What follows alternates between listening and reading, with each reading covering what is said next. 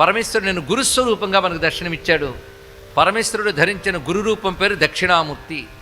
దాక్షిణ్యమే దక్షిణ అనగా సమర్థత, దయా సమర్థత రెండూ కలిగిన వాడు కనుక దక్షిణామూర్తి అని చెప్పబడుతున్నది. దక్షిణామూర్తి అంటే తెలివి మూర్తి ధరించిన స్వరూపం అన్నారు. కానీ దక్షిణ అంటే బుద్ధిశక్తి. కానీ దక్షిణామూర్తి అంటేనే బుద్ధిశక్తి స్వరూపుడు. అందుకే బుద్ధి మనకు వృద్ధి చెందాలి అంటే దక్షిణామూర్తిని ఆశ్రయించాలి. బుద్ధి బాగుపడితే చాలండి, అన్నీ బాగుపడ్డట్టే. మన ఇది కావాలి అది కావాలని అడుగుతాం, కానీ ఏమీ అడగక్కర్లేదు. బుద్ధి బాగు చేయవయ్యా అని అడిగితే చాలు. గాయత్రి మంత్రార్థం కూడా అదే. అది ఉపనిషత్తు కూడా సనో బుద్ధ్యా శుభయా సంయునక్తు అని ఒక మంత్రం చెప్తున్నది.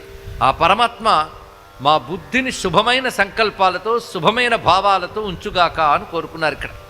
పైగా బుద్ధికి తెలివిచ్చేవాడు భగవంతుడు. బ్రహ్మదేవుడికి వేదమనే బుద్ధినిచ్చిన దక్షిణామూర్తికి నమస్కారం అన్నారు.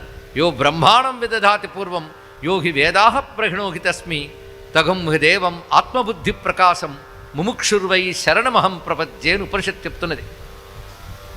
బ్రహ్మదేవుడు అంతటి వాడికి వేద జ్ఞానం ఇచ్చినవాడు ఆది గురువైన శివుడు. ఆ శివుడే నా బుద్ధికి ఆత్మప్రకాశం కలిగే జ్ఞానాన్ని అందించుగాక, ముముక్షువైన నేను శరణు వేడుతున్నాను అన్న మంత్రం మనకు కనబడుతున్నది ఉపనిషత్తుల్లో. అటువంటి దక్షిణామూర్తికి మనం నమస్కారం చేసుకుంటూ